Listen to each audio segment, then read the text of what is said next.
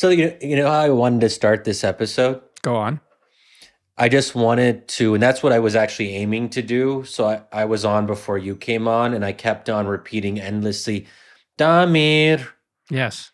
Damir. And then I Yes. would alternate, Maroshish, Yeah. Maroshish, and just keep on doing that. Yeah. For whose benefit? Oh man, I don't know why. I just think it's funny to like keep on saying people's names over and over in like a chant like voice, especially if it's pronounced in a different way in a different culture. Because I just call you Damir, Yeah. and then I was listening to this podcast that you were on with Michael Weiss, where Michael Weiss makes it a point to pronounce your name correctly according to the accurate Croatian thing or whatever. And he says it very well and very specifically, Damir Marošić. Yes. And I just found that really amusing because I don't think people know you that way. Yeah. No, I don't think they do. They also don't know that yesterday was your birthday, so happy birthday. Well, thank you. Thank you. I mean, you've let the people know. On Twitter, but if people who listen, some of them aren't on Twitter, they won't have known. So I think it's important to inform our listeners that the co-founder and brainchild or brainfather Brainfather. when you think about it, brainchild, does that even really make sense? Yeah. Wouldn't it be the brain father or the brain mother? Well, no, it's wisdom of crowds is the brainchild of the brainfather. I think Oh, that's yes, correct. yes. That's true, actually. Yeah. So the brain parent of the wisdom of crowds had his birthday yesterday. He's in Croatia, so we couldn't celebrate it in person. But it's a special day, as I told people on Twitter. And it's almost something close to a national among intellectuals. It's almost like a national holiday in Croatia because you're sort of someone that they take pride in, that you were able to emigrate and become a big Croatian American essayist in America. Yes. And rightfully so. I mean, Croatians don't have a lot of exports to America or perhaps to anywhere. I don't know. Yeah. I don't know anyone in this country. I know my parents. That's literally it. You mean Croatians? Yeah. I know a few Americans at this point. Which is so. I think you told me this before. You don't really know anyone in the Croatian American community here in DC. Yeah, not really. No, not really. What about the Croatian embassy? I presume they have one here. They do have one. It's a very nice little building with a nice statue by Ivan Meštrović, who was actually a famous Croatian sculptor whose sculptures are actually all over the Midwest, because at one point in his, I guess later in his life, he ended up, I forget where, in Cleveland, I think, teaching there. But he's legit sort of like world famous as a sculptor. And actually there's like a famous sculpture of his in Chicago that you can go check out. So there's one of his sculptures in front of the Croatian embassy. No, I mean, I've been to the embassy. There's another famous Croatian, I think, that Americans will be familiar with, Goran Ivanisevic. Correct. I remember when I was growing up and when I would watch tennis with Pete Sampras and Andre Agassi and all that, Goran Ivanisevic was known to be one of the best servers. Yeah. I think that. But do you remember what else was sort of his problem? Like, I mean, no. And I mean, it's actually quite, well, I don't know, telling. It's correct to many stereotypes in whatchamacallit, in the Balkans and just in general what like Balkanites are. He was very talented as a server and was actually a pretty decent like all around player. He's really good on grass if I remember correctly, but he just did not have it in his head. Like he was so volatile, so emotional. Oh yeah, I remember that. Yeah, like he would just melt down. Like he just couldn't tackle. I mean, he was not on the level of Agassi and Sampras, certainly on the record. But like on sort of raw talent, he was. But like Agassi just had his number, and Agassi was I mean, it's actually interesting because if you remember, Agassi early on in his career was also kind of a wild child and would like lose his temper and but he whatever. got better over time as he matured. I think he totally matured, and like he got a new trainer that I forget that weird dude with the glasses, but like he totally broke Agassi of that sort of youthful thing, and Ivanisevic never was broken of that. Like, but that's not a cultural thing with Croatians. I mean, you seem very measured and calm and rational. Right. Well, we okay. I know we're sort of like obviously this is not meant to be taken seriously or literally, but I do think it's interesting how cultures are perceived, even if they're stereotypes that are incorrect and misleading. What would you say the stereotype of Croatians is? Well, I don't know Croatians, but in general, like But what do people say about you guys? no, but I mean, it's part of the broader region. I mean, there's all sorts of stereotypes. I think like I mean, they all sort of come down from the broader stereotype of Slavs as being sort of backwards in general, and then the Southern Slavs, which is what Yugoslavia is. It means the land of the Southern Slavs.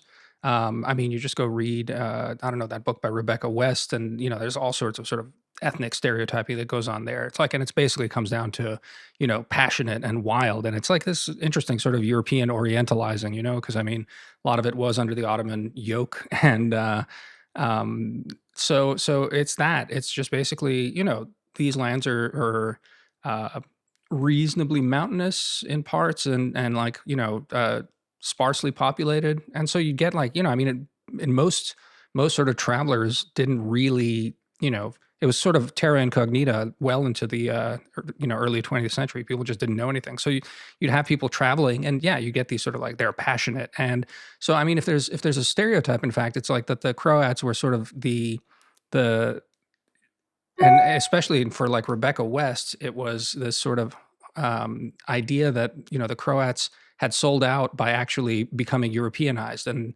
other sort of Southern Slavic people were more authentic for being wild and passionate and whatever.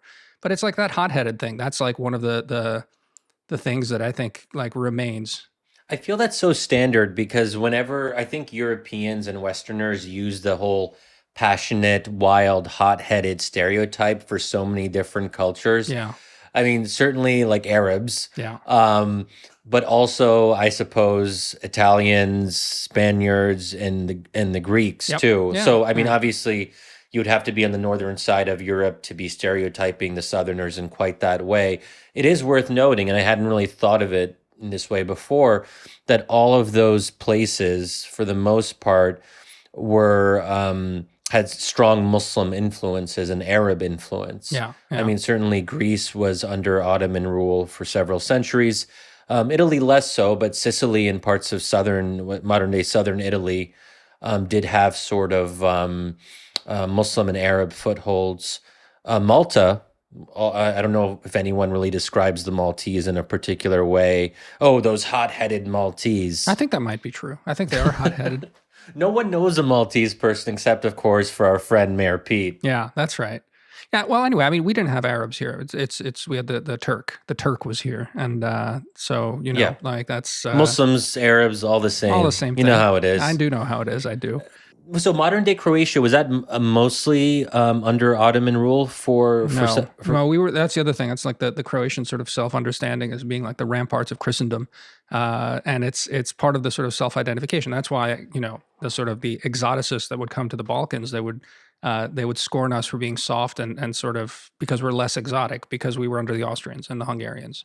Um, and so, it's the ramparts of Christendom, and so like one of the sort of psychological things that in general ends up happening is that Croats always look west and are nervous to get lumped in with the rest of the Western Balkans because they feel like for whatever reason they're better and they're not from here, and it's on very sort of I would say basic geopolitical level is really dumb because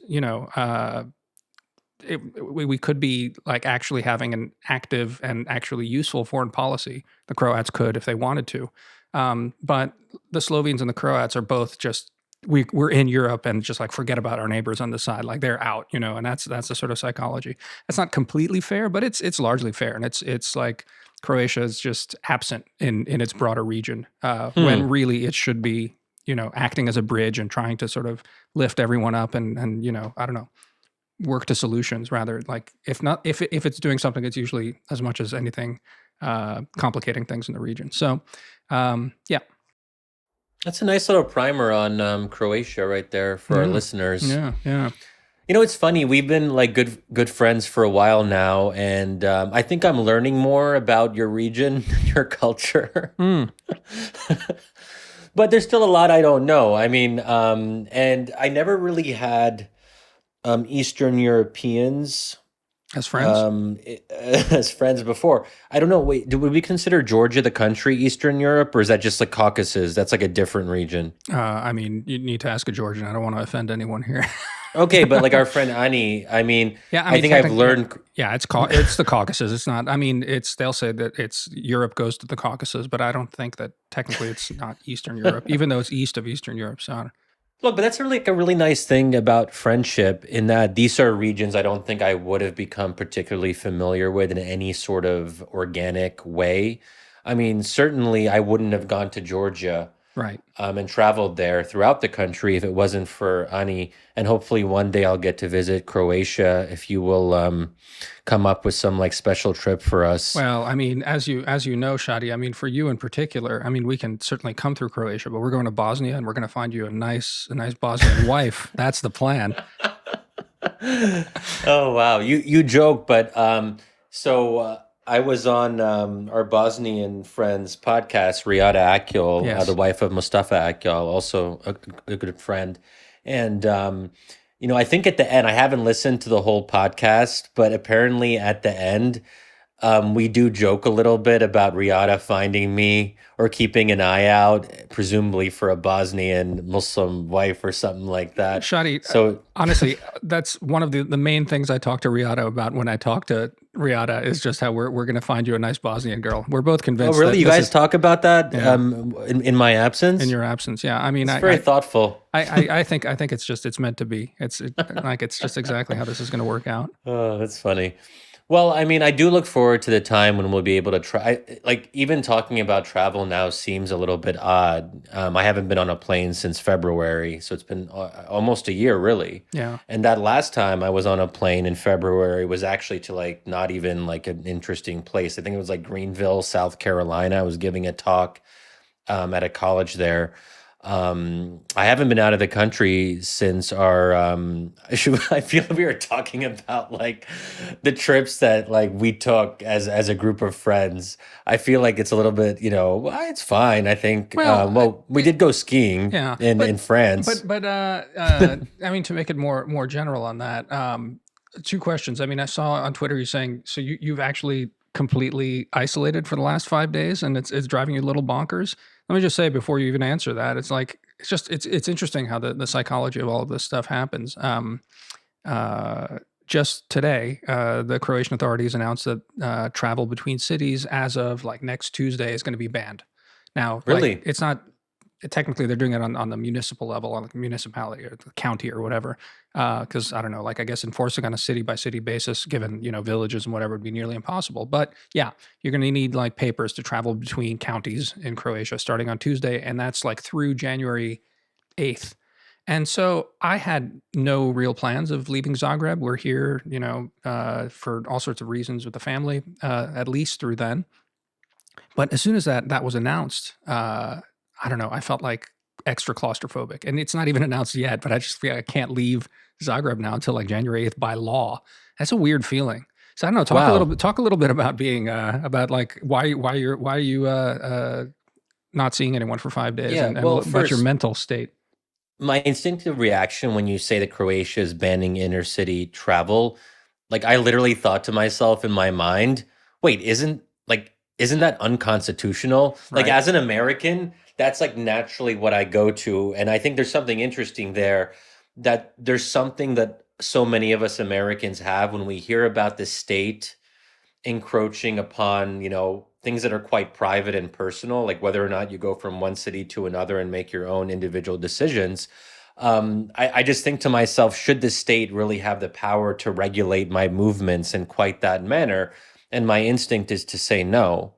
And I think there would be probably constitutional challenges if there was some way to enforce a ban on inner city travel within the United States. I mean, I can't imagine Americans accepting that, Yeah, I right? mean, no, and honestly, I mean, I was just like leafing through the Croatian papers, the press, and I saw at least one pundit writing, be like, certainly not summoning any constitutional rights. We don't have those, but but Come on, you guys have a constitution in Croatia, right? probably, but I don't think there's something like I don't know, whatever. Yeah, this is not even emergency powers. This is just like, I don't think it's emergency powers. Actually, I should look into that. I actually don't know under what statute they're doing it, but they did it already in the first wave, in the spring, and Yeah. the people were unhappy about it and whatever, but like it mostly held. So I don't know. Actually, that's an interesting question. I'm not sure exactly on what authority they are. I just assume that it's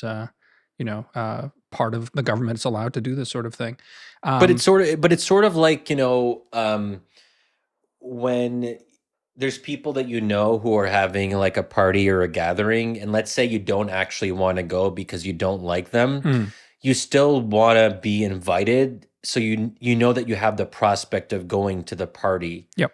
Right. I think this is sort of what you're getting No, that's at. exactly right, and it's like I don't know if you know David Ryan on Twitter. He's been around for a while. He's a really interesting dude. And he actually, I put that up on Twitter, and he said we are more sensitive to that which is taken from us than the things we never had. And I think Oh, that's right, wow. and I think that's That's actually right. extremely well put. Yeah, yeah, Did he yeah. make that up? I think so. He's like that. He's good. You should follow him if you don't. Wait, is this Captain David Yeah, Ryan? Captain David Ryan. Oh my God, yeah, I do follow him. Yeah, Yeah, I he's mean, I great. think he was actually in the military, or like, I don't know how you become a captain exactly, but wait, No, what? no, he's not. I don't, his captainhood has nothing to do with the military. I don't know. He might have been in the military, but like he's I think he changed his Twitter handle to Captain because I've been following for a really long time. When I forget. I think he was a photographer and sort of like a artist and sort of like blogger and stuff like that.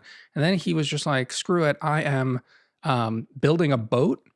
And he built a boat. He built like a trimaran or a catamaran or something, and like he charters it and like takes people on that. And then he's like Oh, expanded that. And now he's got an airplane, and he seems to fly an airplane around. And he's like so he's literally a captain. literally Captain David Ryan. That's cool. Yeah, Okay, but before I forget, you did ask me a question about being in isolation. yeah, So I will share something with our listeners. I also shared it on Twitter earlier, and it's been difficult. It's been challenging, and I had to come out and say it to the people, to the masses, so they knew, so they could know what I was going through, and that we could struggle together. yeah. And that's a great thing. Can you imagine being in self-isolation like 50 years ago when there was no way to actually be in touch virtually with anyone? How much more difficult that would have been. So like the 1918 Spanish flu, whatever they're calling it, pandemic, that literally to be in isolation meant that you were completely alone. I wonder, I mean, that's an interesting thing to think about, like how humans like whether or not we're capable of even doing that. Because I don't know anyone who's been in full isolation in the fullest sense of the word, because most people are online and they're talking to people, they're Zooming, whatever. And I think that actually takes some of the edge off of the experience. But anyway, basically, since the pandemic started last March, this is the longest I've gone, I think, without human interaction. So I'm on day 5 right now of not socializing, not seeing any friends, not really seeing any human beings, just being in my apartment, really. And the reason that I'm doing that is, I don't know exactly why, to be fair. I guess I was going to since ask. It we're. is a little puzzling, but go on. Look, I'm seeing my parents on Sunday or Monday for the holidays, for the Christmas break and all that. And I just feel like I should be extra careful this time around because like we're very close to vaccine time, and I think it would be like really absurd if we've gotten through like the last 9 months as a nation, state, city, my family, Family. Yeah, whatever, yeah. and then all of a sudden like I'm like hanging out with people, and then somehow like just by some weird chance one of my friends was being a little bit I don't know, unsafe. And then it just seems like we've got, like, how it is like when you can see the light at the end of a tunnel, you'll maybe even be more careful and more extreme in your precautions than early on in the pandemic when things might have been worse, but it was untenable to not see your friends or to be completely alone, because we like you can't do that for 9 months. So there was no light at the end of the tunnel. And we sort of had to find a way to sustain things, as we've talked about on this podcast with our like pod. We would find 5 or 6 of our closest friends, as we did with our group, Yeah. and we would see each other like at least once a week, oftentimes more than that. So I knew I would have like a regular social interaction. Yep. And but now it's sort of like, let's be extra careful because we're almost there, guys. We're almost at the finish line. It's like when you're, I don't know, I've never done a marathon, but I assume not like, or even like a 800-yard dash or whatever. And at that, when you see that you're almost there, you just try to go a little bit faster because you want to finish strong. What? Yeah, but so no, I mean, sure, but like, so you've would you say you've this is the light at the end of the tunnel has forced you to recalibrate your risk meter because the chances of you killing your parents were about the same when you were being less careful. But that was okay, but I was still careful then, but like keep in mind too that back then we could hang out outdoors, and that's something I would be comfortable with even if I knew I was seeing my parents like the next day or a few days after. And I've done that quite recently, but this is the first time I'm about to see my parents. We're hanging out with people outdoors is not really a viable option. Yeah. As an Arab, I'm not able to be outdoors in cold temperatures. It's like a biological thing. Yeah. And I was complaining. Ethnic essentialism there. Ethnic, Yeah. yes. Yeah. And I was complaining about this. Like I met up with a friend like in a park a week or two ago, and I thought I was like, I'm never doing this again. Like it was freezing, and I can't be in this cold weather for more than 5 to 10 minutes at a time. So I think that's also a major shift. Throughout the summer and going into the fall, it was pretty easy to just see people wherever outside and all that. Now it's becoming harder. Um, and I think anyway, putting all that aside, I can share with you guys what it is like to be alone for 5 days. But it's also kind of like I obviously know it's absurd. Like 5 days is not a long time. And when I tweeted that, some people were taking it literally like Shadi, like, are you serious? You think this is a big deal? Yeah, I think a lot of people have taken lockdown a lot more seriously than you have. So as a result, I think a lot of people have been like, but it's you knew obvious. that, and you're trolling them. I'm trolling, yeah, because well, first of all, I kind of made a joke out of it that I said something like, well, someone should do a profile on me and my experience so people can learn about my experiment. And I guess like some people couldn't tell, like I was being snarky about it. Obviously, I don't think this is the most amazing thing. For me, it is. Right. And I honestly think that when I'm done with this experiment, it will have been, if I continue it, 8 days until I see my parents without any social interaction. I am not joking. I think 8 days is the longest I will have gone without socializing, perhaps since the 2000s, maybe even since the late 90s. Yeah. Well, so it is actually unusual for me. And I think that for all my pretensions of being someone who likes his alone time and somewhat introverted, which you guys don't believe, i.e., my friends don't believe that because you guys generally see me a lot. And there's like no real sign that I'm an introvert for the most part. I like social gatherings.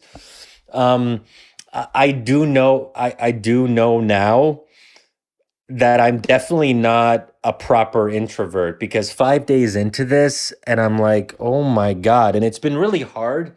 I mean, it's hard. I'm saying no to Ani and a couple other people meeting up for dinner tomorrow.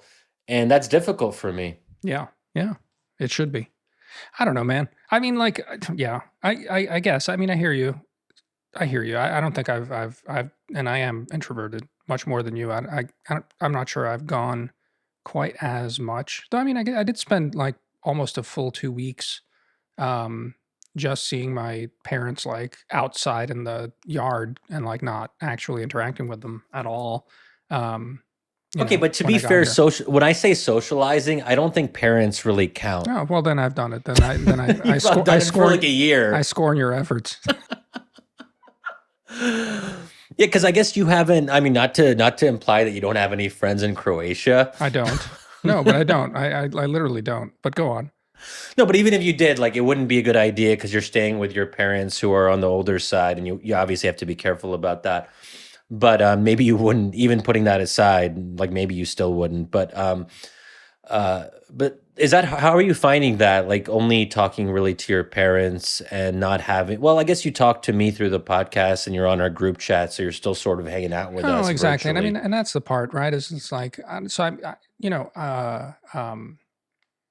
did you read the last 5 days? I mean, one of the things that I managed to pull off, though I guess it was I'd already gotten out of the actual sort of like physical isolation, but I managed to just like one weekend, I did turn it all off, and I ripped through a Faulkner novel just like in one sitting.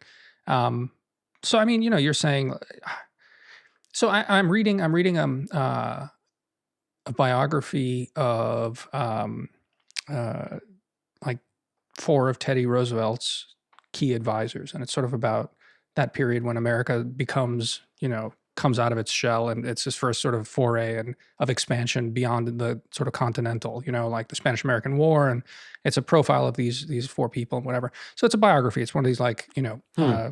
well, it's actually a five-way biography because the fifth person is TR himself. So it's not terribly detailed, but the first half of the book goes by each chapter is one of the guys, and goes through their sort of, yeah, and it's striking again, how much things have changed, and you just have these little snippets of sort of family life of how people amuse themselves, and even just talking to my parents about like my great uncle and the apartment where here in Zagreb that used to be his place, and there are these like wild old paintings of that he seems to have collected of people who aren't in the family. So I'm actually in this one room, and it's like there's like a painting of a sea captain and this other woman, and I don't know, we just kept them because they're kind of weird and old, but even his generation, like when he's growing up, this great uncle of mine, um, we have like a reel to reel footage of them sort of entertaining themselves on Christmas from, I don't know when this would have been, like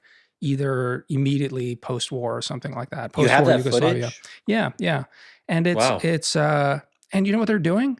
They're they're uh, they're amusing each other by like putting on like little skits.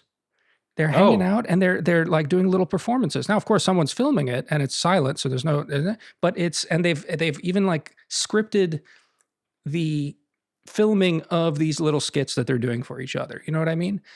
And it's like, it made me think a little bit about the role of reading, just like what is socializing in so many ways. Like we don't socialize that way. We don't get together with a group of people and do skits. I mean, I guess we get together with a group of people and we have our own routines that we're constantly like it's BSing at each kind of other like about. skits, Yeah, kinda. but not in the same way. I do feel like that's a little bit odd, and it does. My understanding is that in the historical times, like people were rather creative in how they did things together, and they would. I'm trying to think what else. I mean, playing cards. I mean, I play cards when I go home with my parents. We play some in Scrabble and stuff like that. I mean, we don't really do that here in DC. Yeah. Like, I can't even imagine us like sitting down and like playing Scrabble. I guess we could if we really wanted to. And there are people that like board games. I mean, they even opened that bar a while ago. Remember, it was like the boardroom or something, and there was like people What a playing board silly games. concept. I never understood it, but the idea of friends getting together and playing board games, I think that's not that strange. I mean, I think Yeah, their yeah. their And I used to entire, play Risk. I mean, back in the day, I mean, we used to have legendary games of Risk. Risk is incredibly fun. I mean, probably our group of friends would like it because we all like international affairs and domination. and domination. Have you ever played, did you ever play Risk when you were a youngster? I played Risk on the computer actually, and that even tells you something about that. Like, so I never actually had the like the Risk board game, and I never actually played it on an actual physical board. But I know the rules of the game because I played on the computer and stuff like that. Um, Yeah. but yeah, no, it's a fun game. I don't know. So it's one of those things. It's yeah, it's the luxury of the internet and the ability to just sort of talk. But there is something. That's why I keep sort of coming back to this. Even just as like however many weeks ago in this tunnel that I'm at right now, when I just shut it all off and read a book. I mean, it's like, yeah, you're 5 days in and you're missing actually socializing with people, so you're filling in that gap by like frantically socializing, I guess, on Twitter, or like chatting with people or whatever. um but that's why it is. It's like it's Some of the happiest I've ever been has been when I've gone like sailing. And actually, one of the happiest experiences for me was when my dad and I crossed the Atlantic on a sailboat. And you don't have anything over there. You got books, and you got a boat, and you got to sail the boat, and that's like day in and day out. And but even like on a smaller thing, like when the boat was here and my dad was in greater health, and we'd just go sailing in the summer. Um, there is internet. You can like get it, but it's just like you after a while when you just sort of push all that off and it's not in your head and it's not in your rhythm and you realize stuff is going on but you're not as connected to it and you can I don't know just sideline it. That's just that is heaven. That's the best. I That's love the the sound of best. that. Yeah. But didn't you go And to a it, cabin recently to try and write? Did you but I manage to? wasn't completely alone. Yeah, yeah, So it's different. I feel like having at least like one other person there does make a difference. So like you were with your dad, for example. yeah. I mean, I like spending um time with my family without seeing friends. So like when I go home to Pennsylvania, I don't really have many friends from Pennsylvania, back in it's the Shadi's day. Croatia. Yeah, kind of. But I also like, I mean, I guess there are people who, if I really wanted to, from high school who are probably still around, but that's not a time of my life that I particularly long for or envy how I felt when I was a high schooler. I feel like I moved on from that phase in my life, and I don't necessarily want to see the people who I knew back then again. Not, Yeah, maybe not ever, but like it's just not a priority. sure, sure. Um, so, wait, how did we get into all this? I don't know. I don't know because your isolation. I was just sort of interested in how that goes. Um, Oh, but I did want to say something about,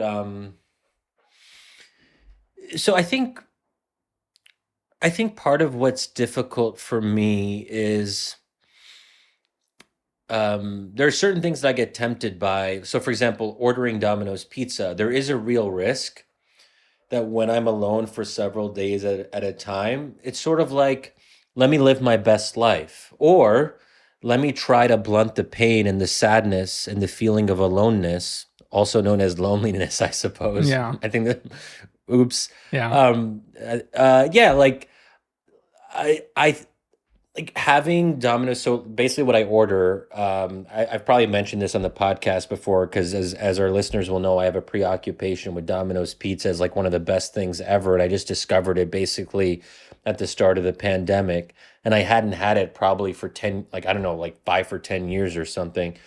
But I order a pizza, but then I also get these boneless buffalo wings, and Domino's does them in a special way where they layer the wings with sauce and cheese, and it is so indulgent, and you have like two things. So I like when I order delivery and I want to enjoy myself, I have two different things so that way I'm mixing it up a little bit and I go back and forth. So I got my pizza and that's really yummy, but then I also got my wings, and it is honestly like the level of contentment that I feel in that moment I can't even begin to describe to you. Shadi. I think we need to get you that Bosnian wife. Your life needs something else than Domino's chicken wings layered on cheese or whatever the hell you just described. Oh man. And I feel like I should have been able to do more reading in during these 5 days. I have to say that I haven't been doing the kind of reading that I would like. Yeah, yeah, Because sometimes you need something to focus the mind. When you just feel like you have a lot of time to yourself, you're not really structuring or prioritizing your little time blocks as much as you should. no, for sure, for sure. It's really hard. I mean, I'm finding it really hard now without the structure of like the 9 to 5 of putting out the magazine. I mean, I'm doing several things right now and juggling apart from like working on the book project and all the rest of this. But I'm finding it difficult to pick and choose and how to get things done. Um, but I don't know. I mean, I guess it's just like it's practice and sort of just trying to get better at it and not let important things slip through. Uh, especially sort of like the big project, which always you can sort of put off and be like, well, I'll get to that later because I need to do X, Y, and Z before. Just got to start carving time out and just doing it. So I don't know. I mean, partly it's weird because the American interest ended just as the pandemic was, at its height. And so already life was less structured because, working remotely and all the rest of this. And then now like life is completely unstructured. But I guess, I don't know. We'll see. We'll see uh, how much life returns to former rhythms with the vaccine, like what sticks around and what doesn't, how much we're wearing masks, how much people are still cautious because likely there'll still be outbreaks for a while. It's not going to get like completely destroyed like polio, et cetera. Um, but I got to say, I think overall, when I look back, I hope anyway, after I look back at this pretty shitty year overall, um, I think it will have done me good ultimately for all of these reasons, for being able to at least sort of grapple with unstructured time better. I hope. I don't know. Yeah, huh. I think I'd like to think that about myself too. There's certainly realizations that have dawned upon me. I mean, I've definitely gotten better at reading fiction, as we've talked about. So I feel like my novel reading has increased significantly. I've spent more time with my parents, which I'm grateful for. I got a book deal for the book that I'm currently working on now. And in terms of structuring time, so I'm pulling it up right now actually. I have an Excel sheet where I try to document how many words I've written per day. And unfortunately, it's not quite what I hoped it would be. So, for example, on December 12th, I see an entry in the Excel sheet. It says -20. Wow, you just deleted words. Yes. That's good though. I mean, I think that's one of the keys to writing is murder your darlings, right? Like That's depressing. Wow. yeah. I mean, I've never, so I think I mean, it's solid. I feel like I'm probably at an average of 400 words a day, including weekends too. Obviously, that gets my count down because oftentimes on weekend days it's zero. Right. So I'm not totally disappointed. That said, I did want to reach 1,000 words at least on some days, and I'm not really making that. The most I have from November 30th is 982 days. Words. Oh, sorry, 982 words. Yes. I mean, again, I forget if we've talked about this before, either on the podcast but one of the as I've sort of, I'm not in the writing stage at all yet. I'm still sort of shaping the thing and wrapping my head around how best to do it. But I've talked to the guy. He's still doing the podcast at American Purpose. My friend Richard Aldous, and he was the guy who hosted the podcast at the American Interest. Yeah. And Richard told me, he said, you just got to figure out how many words you have in you and just get those out every day. And I think I mean, that sounds really good to me. I mean, so I'm guessing the only thing I'd say to you there is like, if you don't have 1,000, you just make sure you're consistent. So if you have 600, just make sure you're doing 600 every day, and ideally doing them at the same time every day. Not like, it's time for me to do this now because I'm not going to have 600 words, but just be like, I don't know if it's at the beginning of the day or the end of the day. I don't know when you write best, but you just got to carve that out for yourself. It's like, these are my 2 hours. I'm just going to sit down and write. And then you just do that and you write. So if it's less than 1,000, it's less than 1,000. I think Richard told me he has about 1,000 in him every day, and that's what he does. And then he just like does that for, I don't know, like 3 or 4 months, and he's got a book. And then That's on to the good next one. advice, actually. And I think like one thing that I'm struggling with is the lack of structure over the course of a day. So when I was writing my first book, Temptations of Power, I was in Qatar. I was living there for 4 years, and this was one of the years when I was really focusing on the writing of the book. And because I had a management role at the Brookings Doha Center at the time, basically 50% of my job was directing our research program, and then 50% my own stuff. That really helped with my efficiency because I knew I would usually go into the office and be ostensibly a manager from like 2 to 6 p.m. But then before that is when I would do my writing. So I knew that 2 o'clock was my cutoff point. and that really helped focus my my efforts and attention. And I think I'm missing that a little bit now. Yeah, yeah. I don't know. I don't know. Like I said, I've never tackled something that big, and it's a little daunting, quite frankly. And so I don't know. I'm gonna have to, figure something like that out. I'm collecting notes as the time approaches to actually do it, to have some sort of structure. But Can you again, share with us like where you are in the book conceptualization process? um, yeah, I need to actually get the proposal to the agent. Basically, I mean, I talked a little bit on the Mike on the Michael Weiss podcast, like what the idea behind it is. But I'll talk a little bit if you want about the rabbit holes that I'm falling into. And I think that's the other thing that's now I need to also become more disciplined on as I try and shape the thing. Even is not getting tempted to fall into rabbit holes. Um, Well, the what's considered a rabbit hole for you? Okay, so very very briefly, the idea behind the podcast, behind the book proposal, is that that American foreign policy didn't really change in like 1991 or like 89, but really, that like the real sort of periodization starts in 1995. That's when like sort of America really decides after the Cold War that it can and should be sort of changing the world.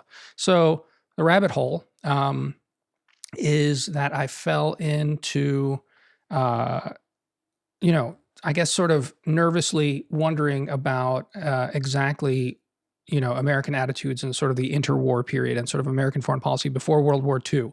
So I remembered that Kennan's American Diplomacy is really good on that. And I hadn't read that in a while. So I, dusted that off, and that's actually a pretty quick read. So I sat down and read the whole thing basically. Um, and then, one of the things that I'd already set for myself that I wanted to again read a second time. This is less of a rabbit hole, but it's John Lewis Gaddis's Strategies of Containment, which is basically sort of strategic flow from like 1945 until the end of the Cold War. But then, like reading Kennan's American Diplomacy, he's writing in like 1950. And he's making the case about changes in American foreign policy that start with John Hay's open door policy in China and basically Teddy Roosevelt's stuff, and then takes that through World War II. And then he's ruminating in 1950 as he's doing these lectures, which is what American Diplomacy is. It's a series of his lectures. He's ruminating about how America's changed in that intervening period.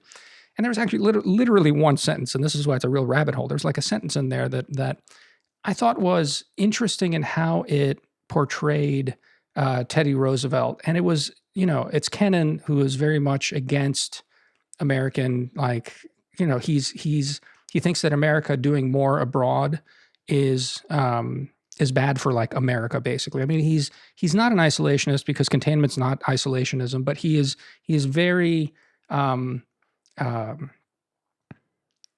how do I put it? Like sentimental about America and worried about America sort of losing its soul by going abroad. That's like Kennan's whole thing.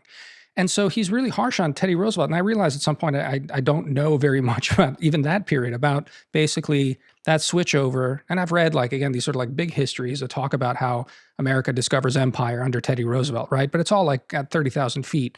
And actually, our friend Rachel Rizzo was like a big Teddy Roosevelt fan. So She loves him. and so I sent her this like quote from Kennan, and I was like, yeah, is this right? And she was like, oh, I don't know. She just like didn't really pay attention, didn't really answer the question. So and I was like, oh man, I gotta figure this out. And then I just like dug up this book that like Walter Russell Mead suggested to me a while ago. And it's by Warren Zimmerman. It's called First Great Triumph. And Warren Zimmerman, turns out, was America's last ambassador to Yugoslavia. And he actually has a memoir about that, which is actually quite good, about the beginning of the Yugoslav wars here in the, at the end of the Cold War. Also, that is important for my book. But anyway, so I fell into this like complete rabbit hole about reading about these four advisors of Teddy Roosevelt and sort of the psychology of both American Manifest Destiny, the whole sort of idea of how, Americans' attitudes. Again, these guys are all Republicans. They're all like Lincoln Republicans. They're all moderate Lincoln Republicans. They're all abolitionists. They hate slavery. But it's just fascinating how at the same time, their attitudes towards colonialism, towards American empire towards basically, social Darwinism and like the hierarchy of the races, more broadly speaking, is so well entrenched. So I don't know, just like really fascinating stuff there. And it's sort of trying to grapple with, again, like what is it that drives American foreign policy? I guess not completely useless for what I'm trying to do, because again, I sort of want to make a case, or at least sort of get my head around what an inflection point 1995 was, with like the sort of the tensions about how Americans were approaching foreign policy in that period after the Cold War, when they were like, we won, we're good, we need to like reap some benefits.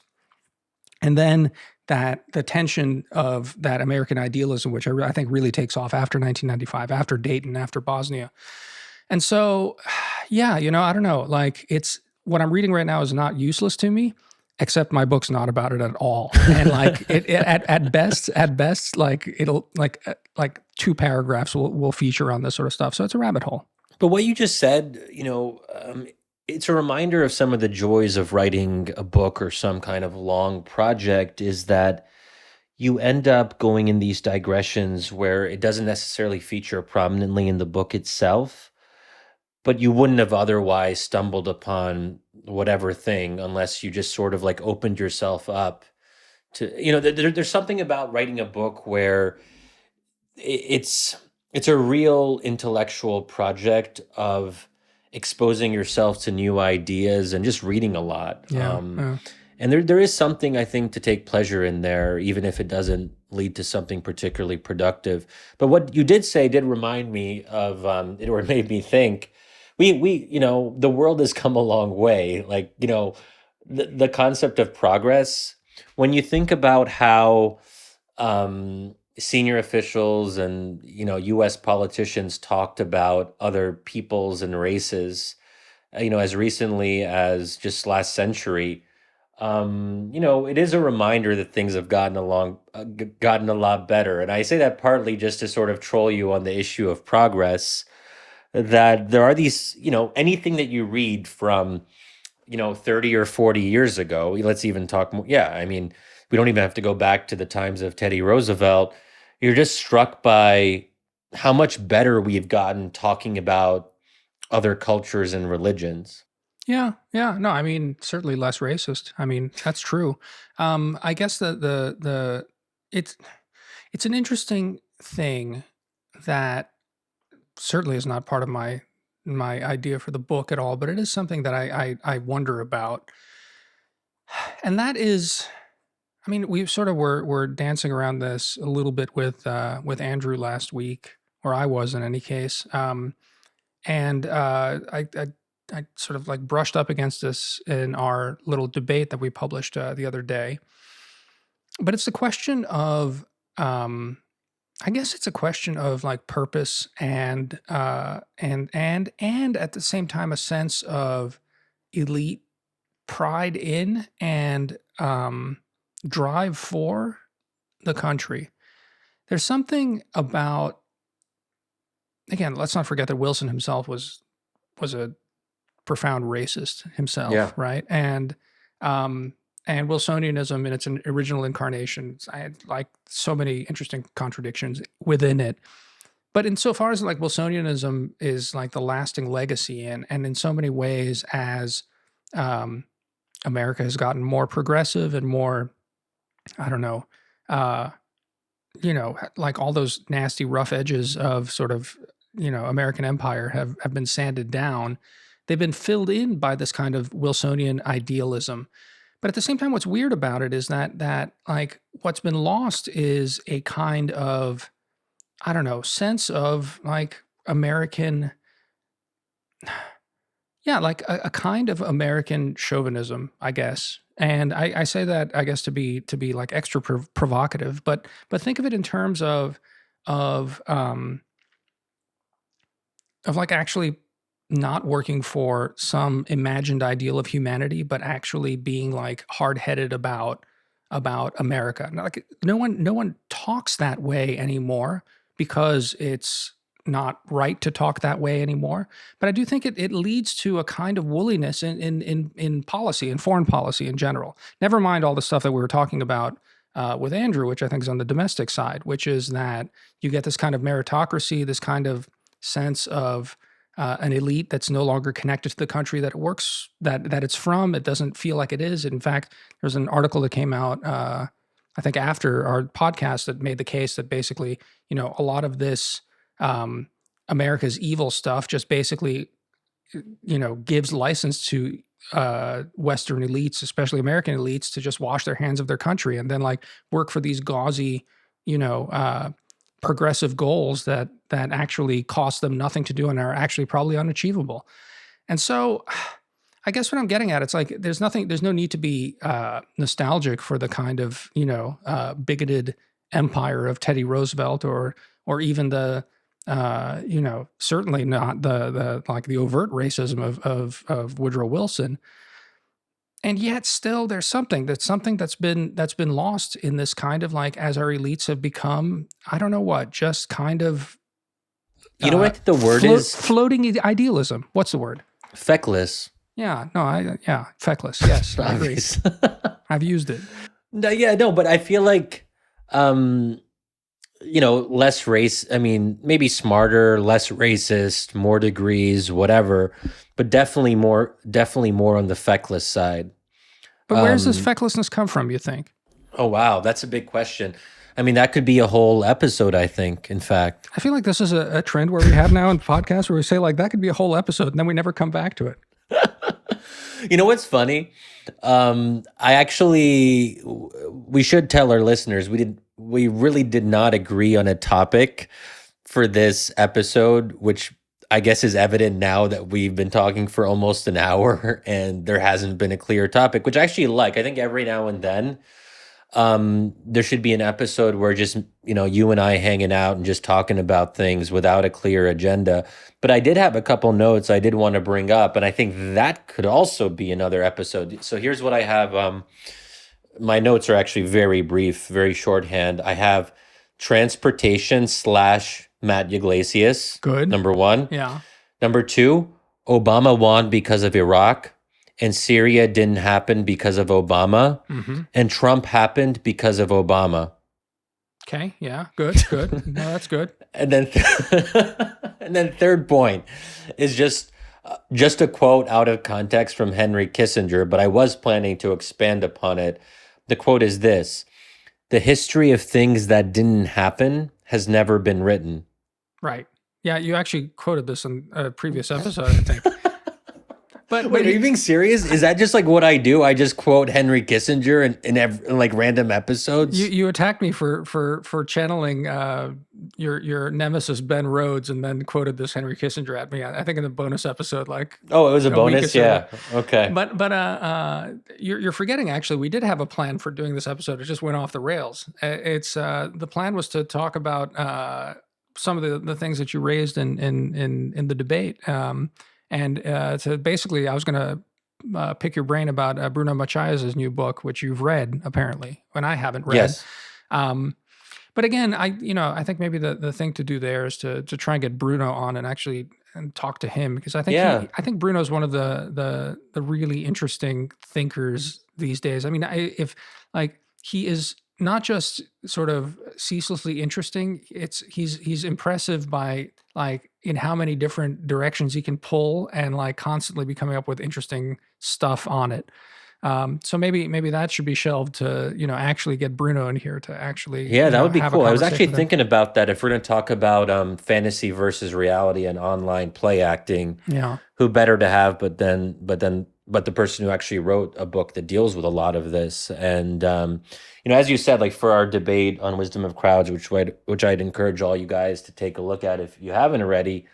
I did read back. I did reread some of History Has Begun, Bruno's book, and some of the passages really stood out to me. I think they're extremely relevant, perhaps even more so, in light of the last few weeks and what we've seen with the fantasy world that Trump supporters have built up for themselves when it comes to not accepting the results. But obviously some of them are now accepting the results. But we can save that, I think, for another time. I think it might be time to move on to our bonus episode. And maybe this is a reminder for all you guys, if you do want to listen to our bonus members only episodes, we would encourage you to consider subscribing and becoming part. I mean, of course, all of you guys are part of our community anyway, and you always will be.